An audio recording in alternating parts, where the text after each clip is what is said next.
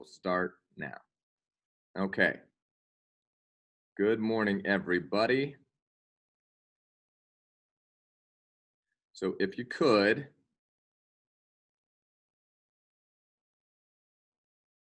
pull up the PDF I showed you on my Canvas page under today's notes, and we're going to talk about this. Again, if you have any questions, please unmute yourself and go ahead and ask. But we're talking about graphing here. So on this, I've just got one graph up here. I can do it in different colors. And anytime that you are unsure how to graph, you forget what it is, just make a table. I've already got the table set up. I've got the graph set up. So y equals x, what does that actually look like? Well, if y equals x, and I can pick whatever values I want, for here. For instance, I could say if x is negative 2, well, if x is negative 2, I could literally plug this in right here, negative 2, and that makes y equal negative 2. So they're going to be exactly the same. I could pick another value. I could pick a value such as 0. Well, if x is 0, again, they're going to be the same, so y is 0. I could pick any value I want to for x. Now, most of the time we'd pick like 0, 1, 2, 3, 4. I just want to show you it doesn't really matter. If I pick 1, y is also 1. If I pick 5, x is also 5, or y is also 5. Remember, the x value is called the input and the y is the output, which means, and I'll write that down here real quick. Sorry, I heard a beep. So your x's are your inputs. This thing is hard to write with. I'll get better. Your y's are called your output. So you can plug anything you want to in for x's, and that's what you plug in, and this is what you get out. So let me go ahead and look at the participants here. Sorry. Good morning. Sarah, welcome. If you want to follow us a little bit easier, get out a notebook, and it's under the PDF on Canvas. So if you go to my Canvas, you can find what we're doing. So this says when x is negative 2, where the negative's over here, when x is negative 2, y is negative 2. And again, I'm just walking you through this. It's been a while since you've done this stuff, making sure you get it. When x is 0, y is 0. When x is 1, y is 1. When x is 1, 2, 3, 4, 5, y is 1, 2, 3, 4, 5. There you go. When you're graphing, it makes a line. Could have used a tool, would have been a whole lot better. And there's my line. Now, again, if at any time, and good morning, sorry, the last couple people that just joined, if you guys would write in the chat, just good morning, hi, hello. That way I can take your attendance when we're done. Also, just a reminder, I cannot see the chat right now. So if you have a question, please unmute yourself and ask. All right. So that's the first one. Any questions so far? Again, I know that that's kind of easy, but that's what we're going with. Okay. I'm going to change colors here. Now I'm going to show you guys the difference. Let's see, did that click? Yeah. Okay. So here's the difference. If y equals the absolute value of x, the absolute value, and eventually I'd like to get us having a little more feedback. Today's lesson should be a little bit of a review, but absolute value means I can plug in anything to x, but the absolute value always makes it come out positive. What absolute value means is how many steps away from the origin it is. So for instance, oh, sorry, didn't mean to do that. If I had the absolute value of negative 2, my answer is just positive 2. If I have the absolute value, if I have the absolute value of 2, it doesn't turn it opposite, it keeps it positive. So that means if I'm taking 2 steps backwards or 2 steps forwards, the direction doesn't matter, it's how many steps are you taking. So with that said, I'll go ahead and look at something like this. So let's use these same inputs that I used up here. So if I have an input here of negative 2, 0, 1, and 5, when I plug it in for my absolute values, the absolute value of -2, now it comes out to just be +2. If x is 0, the absolute value of 0 is 0, so that doesn't change. Absolute value of 1 is 1. Absolute value of 5 is 5. So if I'm trying to graph this, when x is -2, my y is +2. X is 0, y is 0, x is 1, 1, x is 5, y is 5.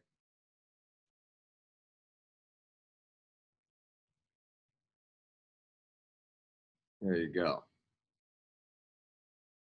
Now, I did not write this down in my notes. I'm going to quickly discuss it. I know you've heard the term before, but where this turns, this is called the vertex. So again, an absolute value is kind of like a car wash. You take a dirty car through a car wash, it comes out clean. You take a clean car through a car wash, it comes out clean.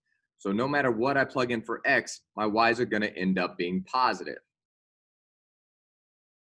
Okay? So that's something that's very basic. Again, I'm going to slow down here real quick.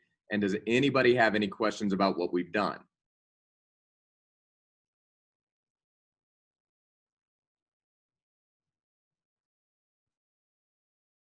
I'm not hearing anything, so I'm going to go ahead and move on to the next screen. Now let's look at what happens when we have an action inside the absolute value and outside the absolute value. So we've got y equals the absolute value of x minus 2. Again, the x's are your inputs, so I can plug in absolutely anything that I want to in for x. Well, let's plug in a negative. Let's plug something like -4. Let's see what happens when we have -4. Well, if I plug -4 in, I go ahead and I do the operation. -4 minus 2 is -6. So the absolute value of -6 is just +6. Now I can go ahead and graph this as I'm doing it, plot those points. So when x is -1, 2, 3, 4, y is 1, 2, 3, 4, 5, 6. Let's go ahead and mark that up. Let's pick another one. Let's pick something like, let's pick 0. Again, you can pick anything you want. So if x is 0, I have 0 minus 2, which is -2, and the absolute value of -2 is +2. So when x is 0, my y is 2. Well, let's pick another one. What if I pick +2? Well, if I plug 2 in, 2 minus 2 is 0. The absolute value of 0 is 0. There we go. And I should have made more, but let's pick another one. Let's pick something like 5. So if I've got 5 minus 2, it's 3. The absolute value of 3 is 3. So when x is 5, 2, 3, 4, 5, y is 3. Now, whenever you guys are making your graphs, they really should take up the entire graph here. Again, I'm doing this with a new toy. I don't know how good this is going to be, but it's going to look something like this, and it should take up the whole thing, not just where you put your dots, your points. So your graph really should take up the whole thing. Make sure it goes on forever, so you need arrows at the end.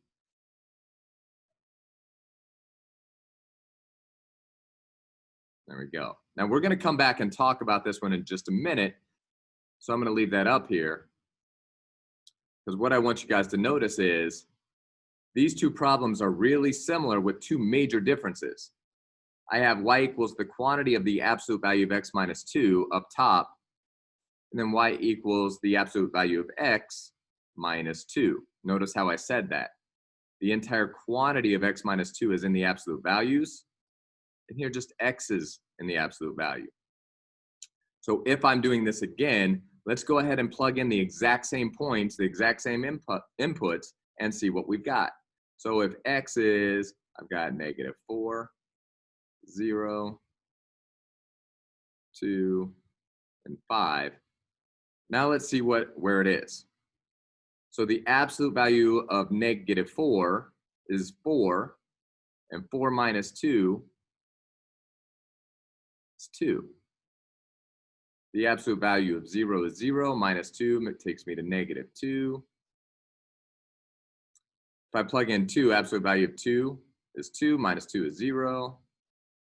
Absolute value of 5 is 5, minus 2 is 3. So let's see what this looks like.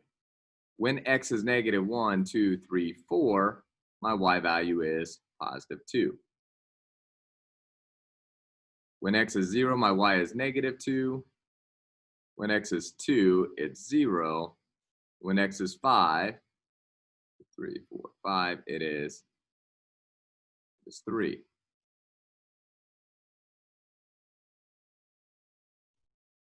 Now you should see a lot of similarities, but we also see a difference. Normally in my class, I would open this up and have more questions, but I know it's kind of hard to interact on this real quick. So I'm just gonna tell you this time, but expect more interaction, and I might do some cold calling. But all that's happened is I took the parent function. If you remember, if I go back, the parent function is this without any transformations. Y equals the absolute value of x, which makes a v at the origin. Well, every single time that you do something, you add or subtract inside or outside, it's going to have the exact same shape, the exact same quote unquote slope, if you will. It's just moving it up, down, left, or right. That's all that we're doing. Now, I'll give you guys notes on that you'll really need to take down here in just a minute. But let's look at this even further. So I mentioned the concept of slope. Now, it's not a slope because it's not constant change, but the concept is the same. So this is 3 times the absolute value. So again, I can put any values I want to in any one of these for my x's, any values. So you pick. So I'm going to try and just keep it simple. So here I'm going to keep it at like -2, 0, 1, and 2. When I plug this in, absolute value of -2 is 2, times 3 is 6. Again, if you have any questions, you can go ahead and stop me and unmute yourself and ask. Absolute value of 0 is 0, times 3 is 0. Absolute value of 1 is 1, times 3 is 3. Absolute value of 2 is 2, times 3 is 6. So -2, 1, 2, 3, 4, 5, 6.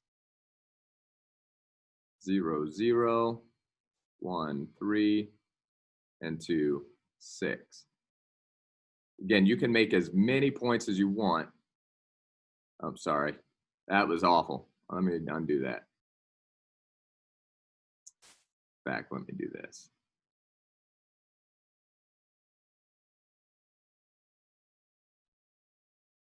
There we go. There we go. So whenever we have a number out in front, that's going to create a stretch or a shrink. And we'll talk more about that here in just a minute. But that's nothing more than a stretch or a shrink. Well, what happens if that same number is negative?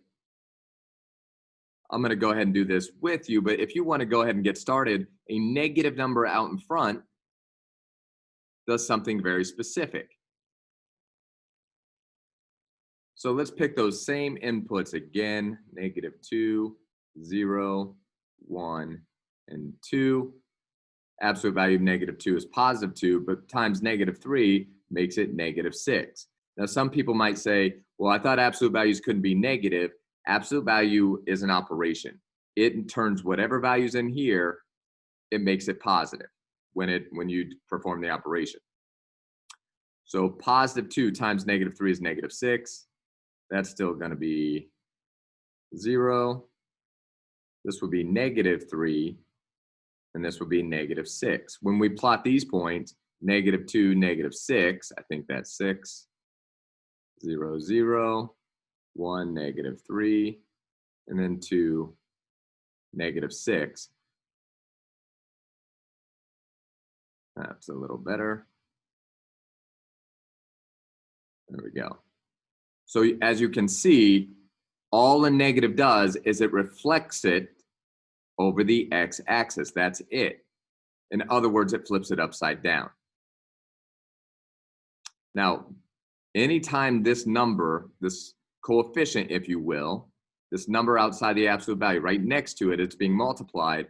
Anytime that is a number other, if this number is greater than 1, I know you're saying -3 isn't greater than 1, but when the absolute value of whatever this is greater than 1, if it's a whole number like 1, 2, 3, or even something like 3/2, it stretches it, which means it's going to go up a little more steep, a little more sharper. It's going to make a skinnier V. If we have a fraction, let's explore this one more time. I'm going to pick multiples of 4 here. So I'm going to pick like -4, 0, 4, and 8. I want you guys to see the difference, and I'll change this to light blue. So if I plug in the absolute value of -4, it is 4 times 1/4 makes it 1. Absolute value of 0 is 0 times anything is 0. Absolute value of 4 is 4 times 1/4 is 1. Absolute value of 8 is 8 times 1/4 is 2. So I want you guys to see what this looks like. When x is -1, 2, 3, 4, my y value is now just 1. 0, 0. So the vertex is exactly the same. 1, 2, 3, 4, 1. And then 5, 6, 7, 8, 2.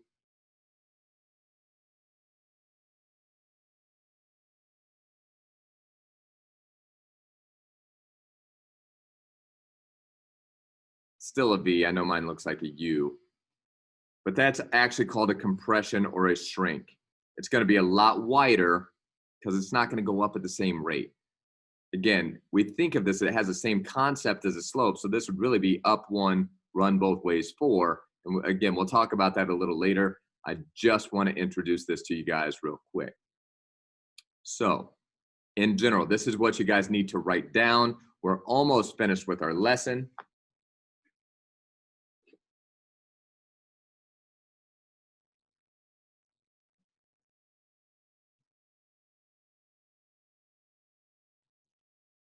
And you will need this for today and tomorrow. So I'm going to wait for a couple minutes here and let you guys write this down. Yes, it's already up on your PDF, on Canvas. But the whole idea of stretches or shrinks and vertical and horizontal shifts is something that we're going to talk about 5 times this year. So I want to make sure you guys understand where we're coming from and what this is.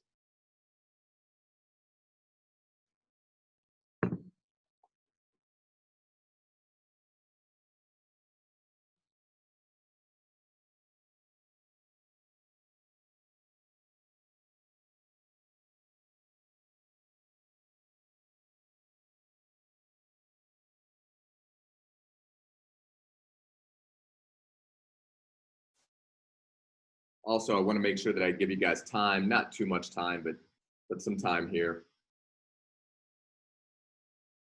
Most of our lessons will not go all 45 minutes. I know it's a long time for you and me.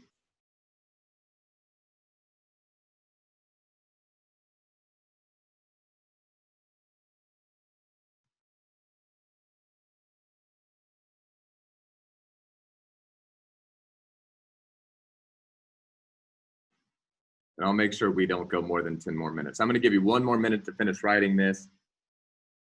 Take a little break.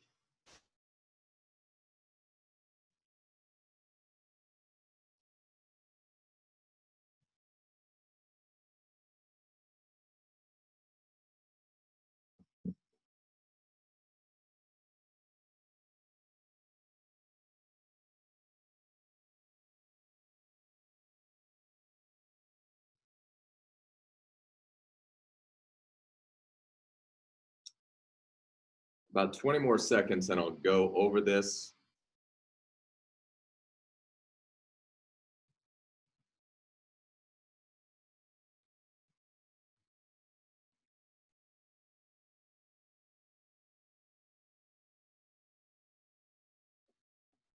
Also, I know that the vertical stretch shrink, the way that I put this might not be the most clear. So I'm going to explain this the best of my ability. If I were to write this out in words, you guys wouldn't like it at all. Okay. So I'm going to go ahead and discuss this one more time. So in general, when we are graphing absolute values, whatever here is on the outside, whatever is on the outside, this is just going to tell you how it's moving up or down. If it's +5, that just means that absolute value, that V moves up 5. If it were -3, it would just shift it down 3. Whatever's happening on the inside, in general, it always moves the opposite of what you think. So if this is a plus sign, it's really going to move it left. If it's a minus sign, it's really going to move it right. So in general, and this is why I like to start with this, in general, it's always the opposite of what's happening to X.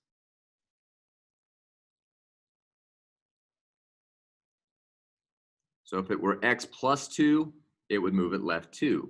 If it were X minus 3, it shifts it right 3. Now the last thing, the vertical stretch or shrink, whenever this value right here, a number next to the absolute value, whenever that's a value greater than 1, again, I don't care if it's positive or negative, that means it's going to be stretched by whatever that factor is. So as you saw on the last screen, we had 3 times the absolute value of X. Because 3 is greater than 1, it's a stretch. If it is a fraction, less than 1. So if it's 1/2, 1/4, 1/3, 2/3, it's a vertical shrink, also known as a compression. Now, some people are saying, well, what about negative? Well, that's when I look at it. If it's negative, all that means is it's a reflection across the x-axis. So in other words, it's just going to flip it upside down. Now, I'm going to go ahead and move off this page. So all I want you to do here, now we've got a concept of a parent function. The parent function is the most basic form before there's any transformation. So my parent function is y equals the absolute value of x. So if I were graphing it, sorry again, new pen, bad handwriting here. If I were graphing it, the absolute value of x was just a v like this. So all I want you guys to do is take a minute and I want you guys to identify, well, how has this been shifted? How has it been transformed? So I want you guys to take about 2 or 3 minutes. You don't have to write down the problem, but make sure that you understand this. This going up, down, left to right too. So I want you to just be able to describe what's happening in these today. So I'm going to give you guys about 2 minutes and then I'm going to go over it. Take 2 more minutes.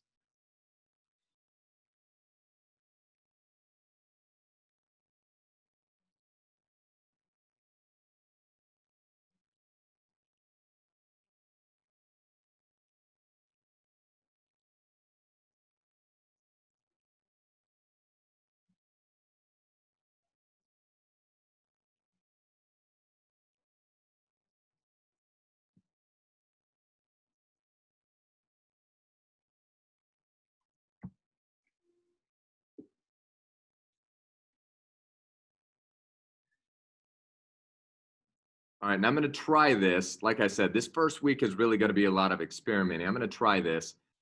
And here in about 30 seconds, I'm going to ask anybody, I don't care who does it, but somebody that's willing to be a risk taker here, to unmute yourself and answer what number 1 is. And you can just say up 2, right 2, down 2, or left 2. So would somebody mind telling me, number 1, how has this been transformed? Down 2? That's exactly right. And sorry, I can't see your face. I was trying to look at that. So down 2. Remember, if it's on the outside, that's always saying up or down. What about number 2? Somebody else. Right 2? Exactly. So the whole concept of that, it's a little bit weird, but it's not real difficult. We're going to practice this.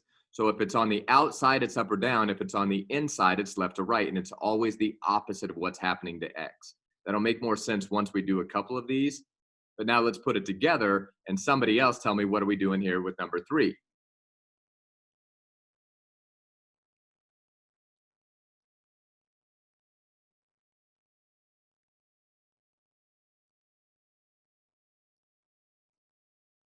Anyone? Is it left 1 up 3? That's exactly right. So left 1,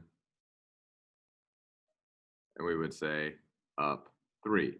So they can have multiple transformations. And again, that would literally just take this, move it left 1, up 3, and then the b is exactly the same. Now, number 4, this has 3 transformations. And just to save time, I'm going to go ahead and do this. So I always start with left or right and then the reflection. So this is moved right 3, up 2, but this negative out in front just means it's reflected over the x-axis. So I'm gonna write that all out, but right 3, up 2, oh, come on, up 2, and then we would say reflected over x-axis. And somebody's going to say, do we have to write over the x-axis? You should, because there is actually a reflection over the y-axis, which we'll talk about another time. Today, this is all we're doing. Now, same thing here. Hopefully you guys are following. This would be left 4, down 1, and then I would like somebody else to tell me. So this is 1/2. So has that been stretched or shrunk?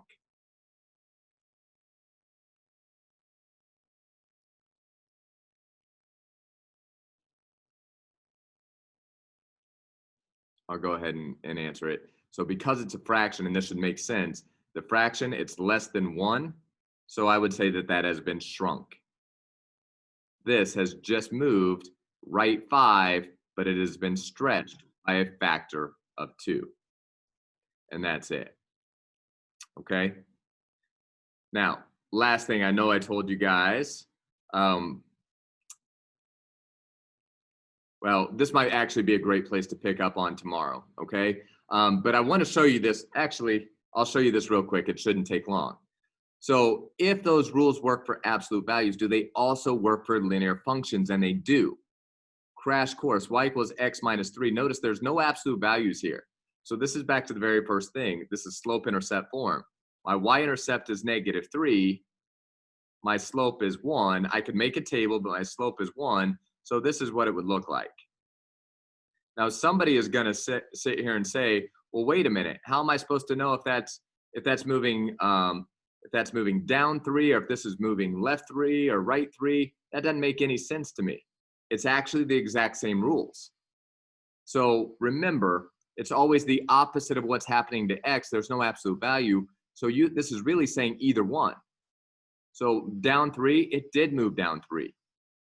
Or we could say it as what's happening to 3, it's always the opposite, or it moved right 3. So it's the exact same rules.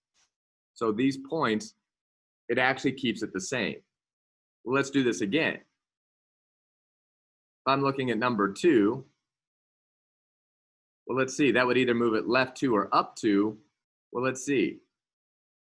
My y-intercept is +2, my slope is +1. There's my points. So it actually moved it both left 2 and up 2. And that's actually what makes linear functions the most basic graph. It still follows the rule, but I can understand how it's confusing. Now, the whole idea with this is also, it's still been moved up. So number 3 has been moved up 3. But that 2 in front of it's just going to stretch it. Now, a stretch with a linear function doesn't really make a whole lot of sense, but it's the same concept. So it would still go up 2 over 1, up 2 over 1. So it just changed the steepness of the slope. And that's it, okay? Now, we are going to be done for today. We'll pick up from this tomorrow. One other thing I want to show you guys. You have an assignment on big ideas, your first assignment.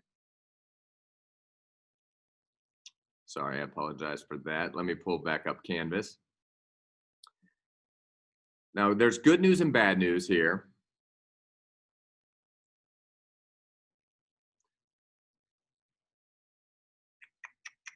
The good news is it's all on big ideas and it's only 3 questions. Now, you don't have to go right here. That shows you what it is. I'm going to show you one more time. If I go home, come on, there it is, and I do class resources, you guys can see what the assignment is right away. So it's in big ideas. 95% of your assignment are going to be big ideas. You only have 3 questions, and I will tell you all 3 of them are easy. What I'm doing with this big ideas assignment is making sure that it works on both of our ends, that I assigned it correctly and that you guys can do it and submit it correctly. It shouldn't even take you 5 minutes. It's all very basic, okay? So that is your assignment for tonight. Just make sure that you guys are able to log in. Make sure you can log in and make sure, yeah, sorry. Am I still screen sharing or can you see me? Okay. But make sure that you guys can log in and make sure that you can actually submit it. I will say this one is not for points, but tomorrow's will be. So tomorrow's going to be your first assignment, 4 points. So make sure that you guys have the ability to log in and do the assignment. Make sure you submit it. All right. So what was the password we all made? All right. The password we all made was capital NCHS math 1. I'll type that in. There you go. Oh, sorry, that went to Jackson, not everyone. Let me see if I can pull that back up. Everyone in meeting. And remember,